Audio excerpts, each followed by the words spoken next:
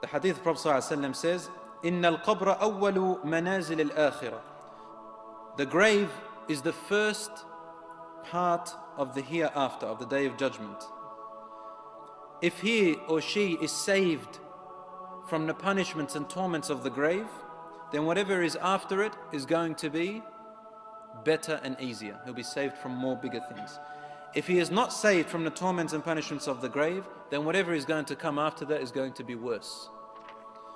My brothers and sisters in Islam, when a person goes to the grave, the Prophet ﷺ tells us, he or she takes with them three things. One stays and two return.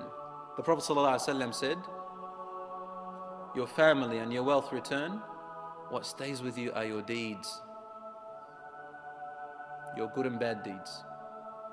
Because that's what's going to determine where you're going to be and what's going to happen to you in your grave. The Prophet ﷺ indicates or tells us that the dead people visit each other in their grave.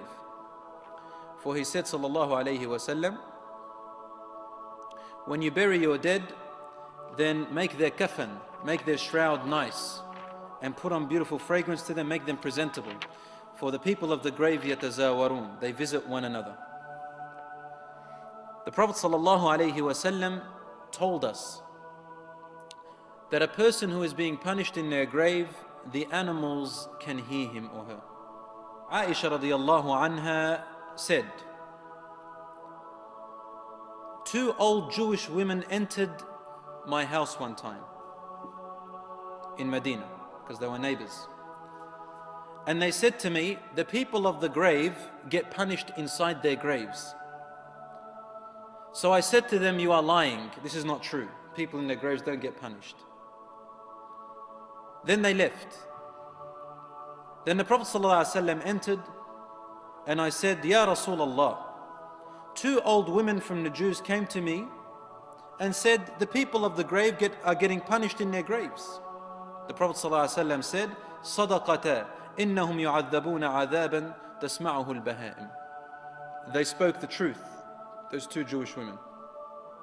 The people of the grave who are getting punished, they get punished until the animals can hear them.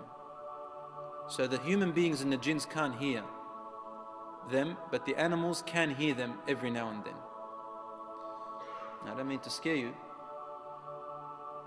but it is our deeds which inevitably decide what the status of our graves are going to be like. إِمَّا رَوْضَةٌ مِّن رِيَاضِ الْجَنَّةِ وَحُفْرَةٌ مِّن حُفَرِ النَّارِ. Either a garden from the gardens of paradise or a pit from the pits of hellfire. وَالْعِيَاذُ بِاللَّهِ. So the Prophet ﷺ himself is to say, أَعُوذُ بِاللَّهِ مِنْ عَذَابِ الْقَبْرِ. Oh my Lord, I seek your protection from the punishment of the grave. And this is what we should be doing as well.